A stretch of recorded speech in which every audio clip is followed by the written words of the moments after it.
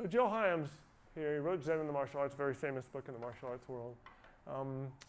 Studied with Bruce Lee, Masato Yama, lots and lots of people. He's very famous in the martial arts world.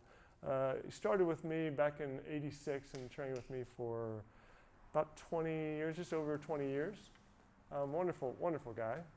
I was training him in his driveway one day, the same driveway that like 15 or 20 years earlier Bruce Lee had been training him. And I asked him if he had anything that Bruce had given him. I was actually asking about a certificate in particular. And he said he did have a certificate somewhere, but he thought that he had loaned it to a nephew and that the nephew took it to show and tell, and so therefore we'd never see it again.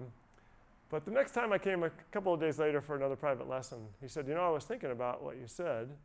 And he said, Bruce Lee brought me a portable Mook Jong that he could hang in the doorway just before he left to make Fist of Fury. It was something that Bruce worked on himself, but he wouldn't need it during the time he was away, so he loaned it to Joe.